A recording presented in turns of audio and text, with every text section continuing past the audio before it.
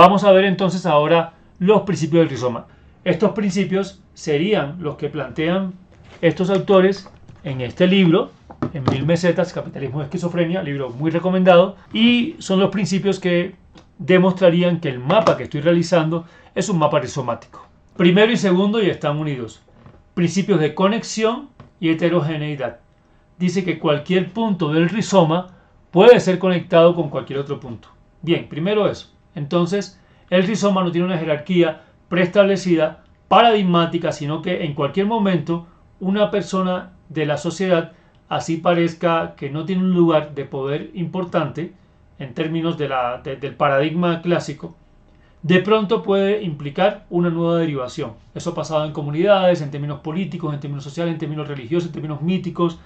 La ciudad, por ejemplo, se moviliza de maneras a veces opresivas, porque más allá de la estructura obligada del urbanismo o del distrito o de la orientación en la ciudad, puede haber una persona, por ejemplo, que diga aquí establezco mi puesto, por decir cualquier cosa, de venta, o aquí voy a marcar un sendero, o una comunidad decide moverse de una manera y cambia la forma de circulación de la ciudad, pero todo está conectado, ¿no? Cualquier punto del rizoma puede ser conectado con otro punto del rizoma. Entonces no haríamos un mapa donde los puntos estén sueltos, siempre están conectados a algo, pero muy importante, en el texto realmente lo que dice es que puede ser conectado y debe serlo. O sea, esto es muy importante. No hay un punto del rizoma que podamos excluir del rizoma. ¿Sí? No hay un individuo, no hay una esquina, no hay un pensamiento, no hay una anécdota. Y en el mapa rizomático que estamos haciendo acá, que ustedes están haciendo acá en el taller, pues pasa lo mismo.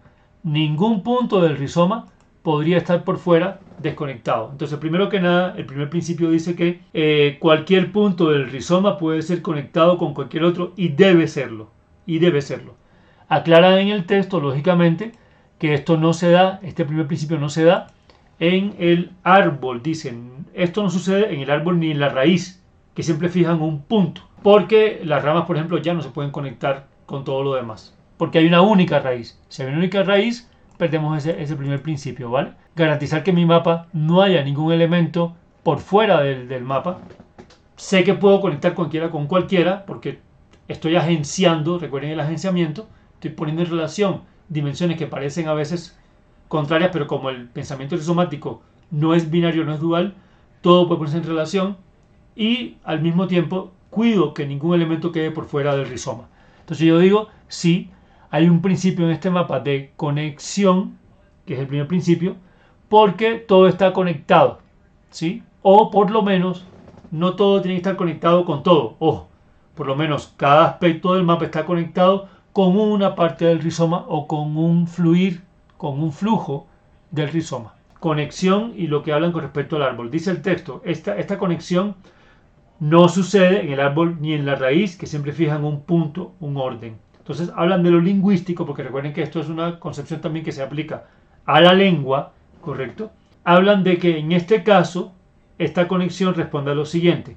Eslabones semióticos de cualquier naturaleza se conectan en él, con formas de codificación muy diversas, ya sean biológicas, políticas, económicas y demás. El rizoma se aplica como a muchas cosas. Los agenciamientos colectivos de enunciación funcionan directamente en los agenciamientos maquínicos. Agenciar es poner en relación realidades que parecerían de índole diferente, ¿sí? Interconectar, establecer lazos entre realidades que parecen distintas y que parecían de hecho difíciles de conectar.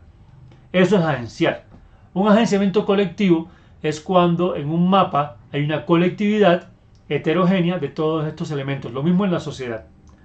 Y afectan los maquínicos porque la máquina ya tiene un funcionamiento por su propia naturaleza que puede ser afectado en este caso por los agenciamientos colectivos. Claro, entonces el eslabón semiótico es como esa noción aglutinadora de actos muy diversos que evoluciona produciendo tallos y raíces. Bien, el rizoma es una unidad heterogénea. Entonces, ¿por qué conexión y heterogeneidad? Pues muy importante. Aquí tenemos heterogeneidad, o sea, hay una heterogeneidad en las formas de relación, o sea, una diversidad de las relaciones, ¿sí? Una diferencia coexistente de las relaciones. Entonces dice el texto lo siguiente.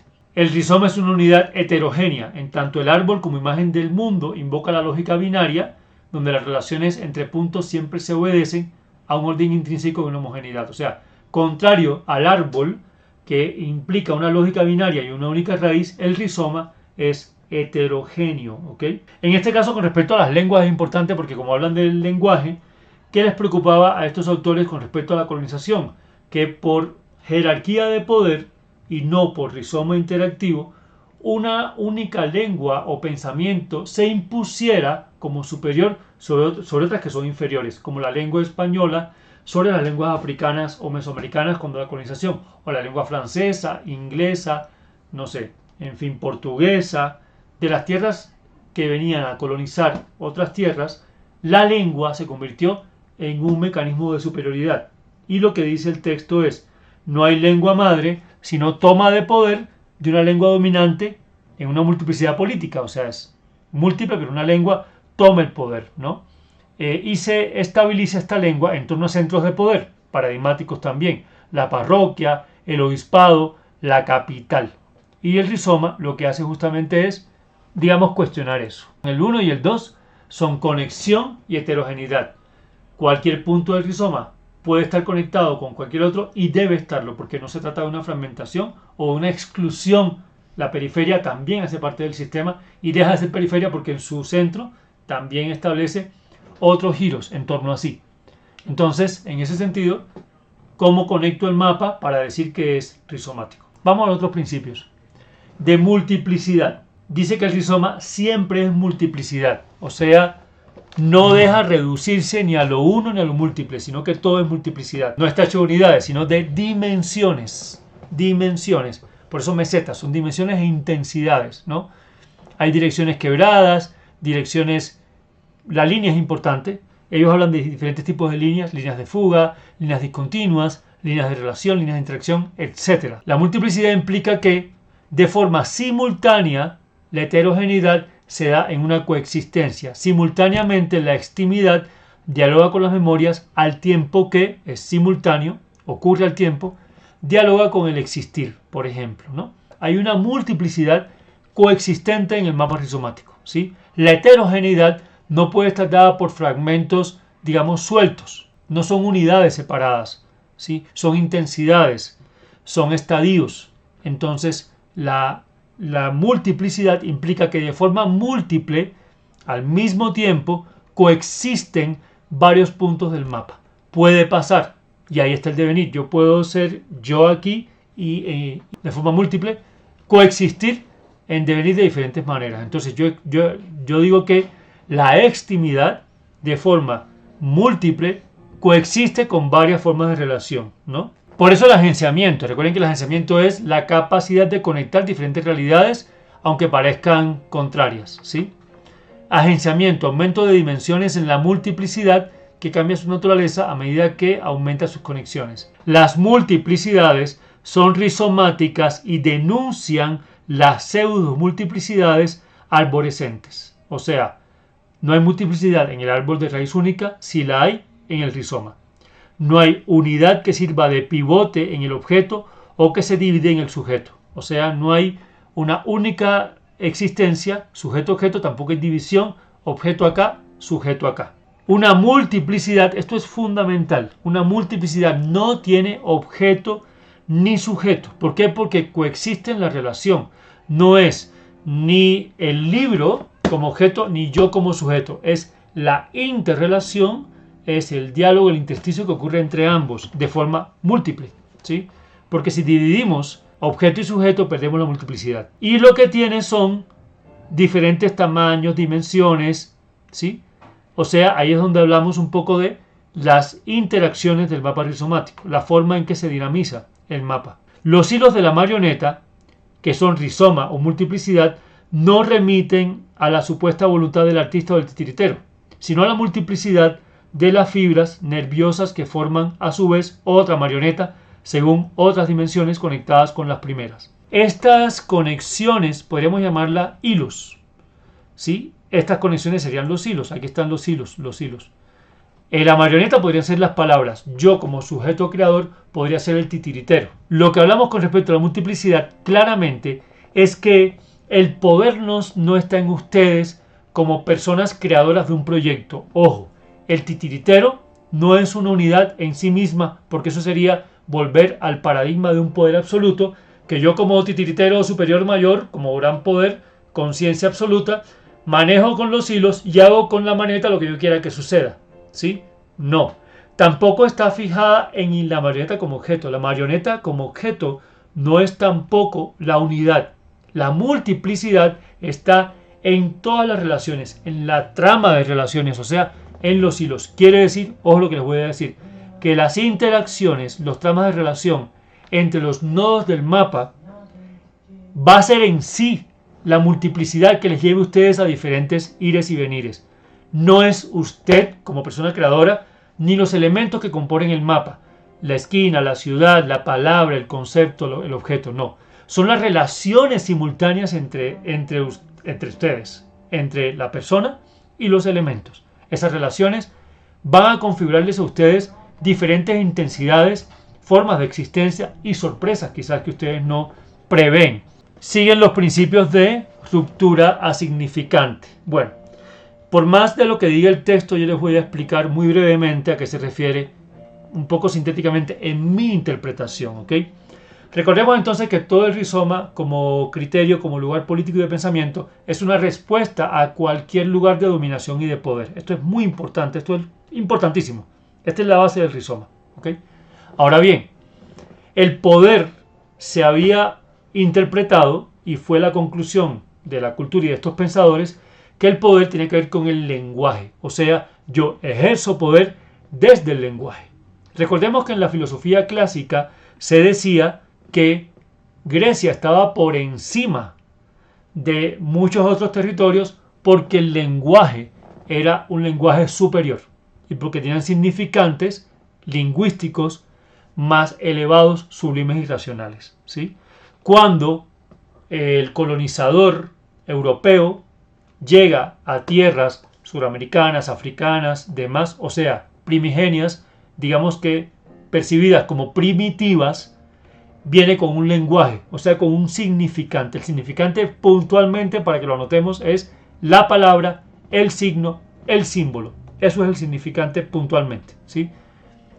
Y como iba una comunidad, por ejemplo, africana, a una tribu conga, donde habían danzas, donde habían no significantes, sino fonéticas o sistemas fonéticos, ruidos, gruñidos, palabras distintas, manifestaciones del cuerpo, entonces no tenían símbolos claros, esto para el colonizador europeo. Por tanto, este colonizador consideraba que al no tener significante claro, esta comunidad no tenía conocimiento, ¿ok?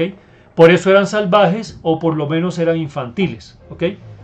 Ahora, la ruptura asignificante es que estos autores plantean que no siempre un significado está atado a un significante absoluto. Se entendía en la concepción occidental clásica que un significante era imprescindible para un significado. Por eso el lenguaje era escrito, era verbal, era palabra, era pura teoría, ¿sí? Porque se suponía que lo sensible, el cuerpo y la realidad en sí concreta no era conocimiento. Entonces se entiende que si no hay significante, no hay significado. O sea, en un grito no habría significado. Tienes que hablar con palabras ordenadas, correctas, racionales, para poder comunicarte, para que demuestres que eres una persona racional y que hay conocimiento en lo que estás diciendo, ¿no? Entonces, en ese sentido, ellos dicen, no, puede haber un significado sin ese significante. O sea, ruptura asignificante es quebrar el significante paradigmático y no obstante proponer significados. Yo cambio las palabras por imágenes, por símbolos o por gestos, y aunque yo quite el significante, habrá significado. Ahí hablamos de un mapa simbólico, de un mapa vital, de un mapa instalado o de un mapa sensible. Cuando la experiencia es significado sin el significante, sin la palabra. Pero además, yo puedo quebrar el significado absoluto de existir, por ejemplo, ¿no? Y yo lo quiebro en el mapa rizomático y propongo otra noción de significado. O sea, la ruptura significante es fundamental en el mapa rizomático porque cambia tanto el significante absoluto como el significado absoluto también. Y incluso quitando la palabra o replanteando la palabra. Ahí vamos a el glosario que va del concepto a la noción al sentido. El sentido podría ser una ruptura asignificante. Entonces vamos a leerlo puntualmente. Bien, las líneas que conectan el mapa rizomático son líneas que pueden ser de fuga, o sea que se pierden, o de segmentariedad, o sea líneas segmentadas, ¿sí? Que apuntan a direcciones nuevas. La importancia del rizoma es transformar el conocimiento, cambiar los paradigmas, plantear nuevas posibilidades, romper los significantes absolutos, hacer rupturas a significantes y proponer nuevos significantes y nuevas significaciones. Por eso el rizoma puede ser quebrado, roto en cualquier punto y reinventado en otros puntos nuevos para que resurjan nuevas alianzas sociales, políticas, simbólicas, de mapa, de sus experiencias de vida, ¿sí? ¿Qué significa romper? Es alargar, prolongar, ir más allá, romper el círculo cerrado de una única concepción y abrirla. Romper entonces el cierre, el obstáculo, variar, quebrar, cambiar las relaciones y las formas de interpretar ciertas cosas. Por tanto, está unido a la desterritorialización, que es salirse del territorio como sistema de signos, de significantes y significados preestablecidos y ya establecido como paradigma, digamos, ampliar el territorio, ¿sí? Para ampliar que el plan de consistencia, que ya dijimos un poco lo que era, es esa base de dinamización. Principio de ruptura asignificante, esto es fundamental. Un rizoma puede ser roto, interrumpido en cualquier parte, pero siempre recomienza según esta o aquella de sus líneas o según otras.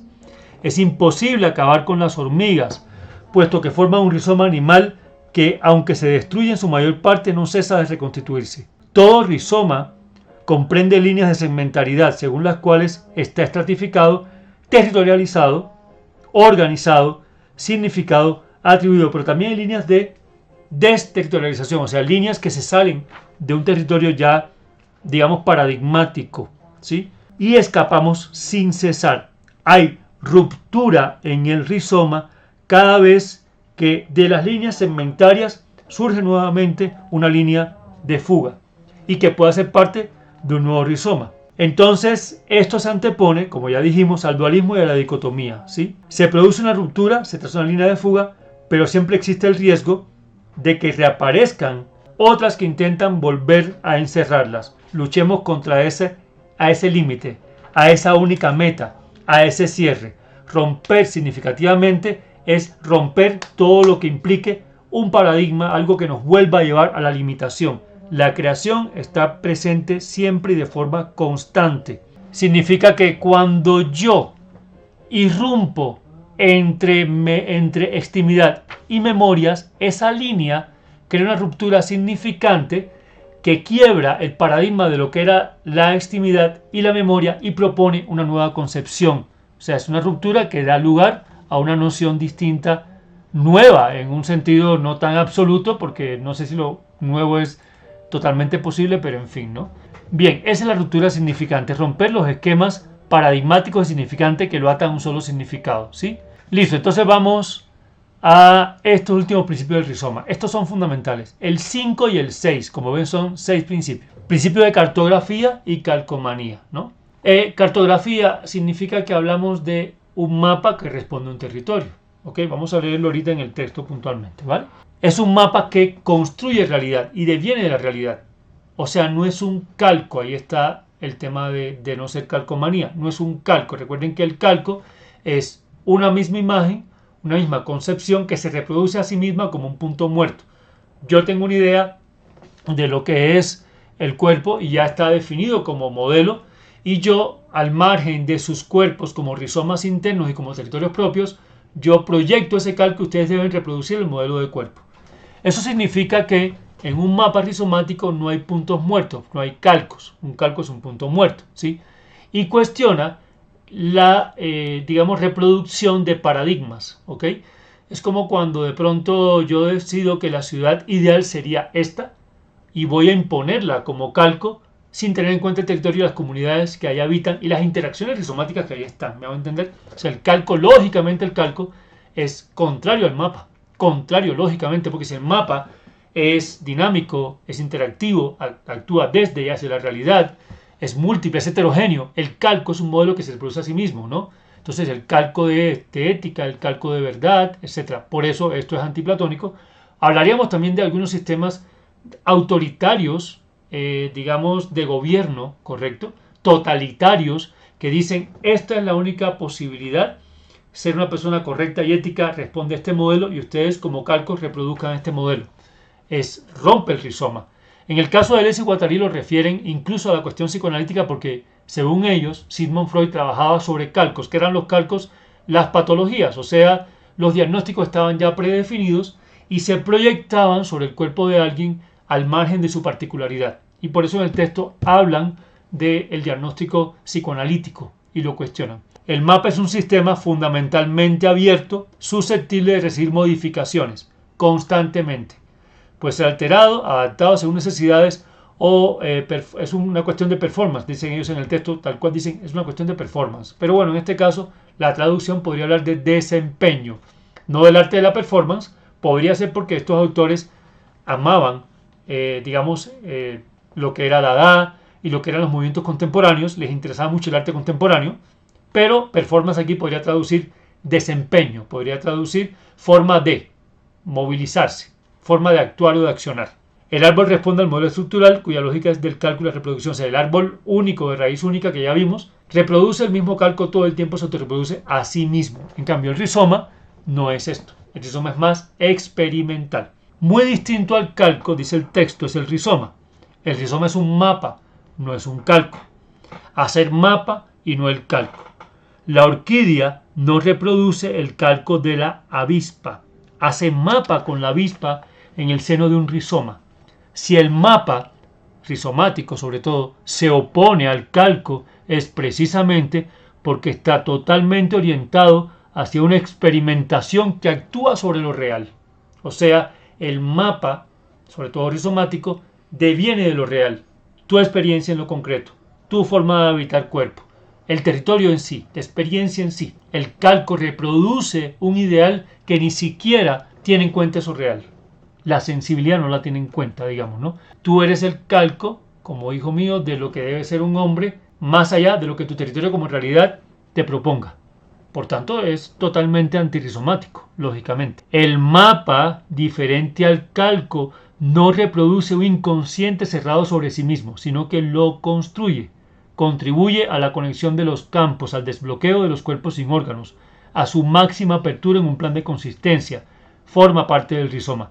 El mapa es abierto, el calco no, el calco es cerrado. El mapa es abierto, conectable en todas sus dimensiones, desmontable, alterable, susceptible de recibir constantemente modificaciones. Puede ser roto, alterado, también tiene múltiples salidas. Un mapa tiene múltiples entradas. Un mapa es un asunto de performance, o sea, de la ejecución, de la experiencia, del desempeño. Mientras que el calco siempre remite a una supuesta competencia, la competencia, la pugna, competir por un modelo en términos de poder, lucha de poderes. Eso es el calco.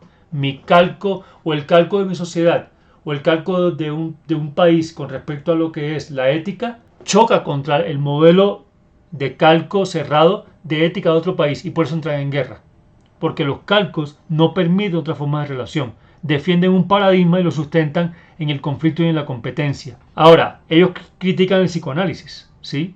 Porque el psicoanálisis, según ellos, ajusta el deseo potencial, el deseo vivo y variable de cada persona, lo ajusta a un diagnóstico o a una patología. La competencia psicoanalítica saca hasta el infinito calcos monótonos de los estadios en ese eje de los componentes de esa estructura. Ellos plantean algo diferente al psicoanálisis, que es el esquizoanálisis. Esto sobre todo lo planteó Guattari, que era quien trabajaba con personas esquizofrénicas en la BORD.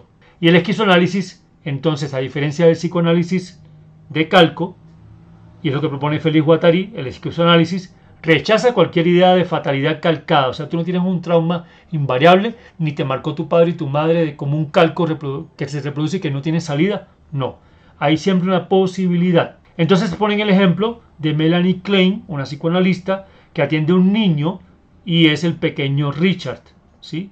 Y ella lo que hace es inculcar o proyectar sobre Richard las patologías calcadas de un diagnóstico que ya venía predeterminado de antemano, y de ahí vendrán quizás también medicamentos, ¿no?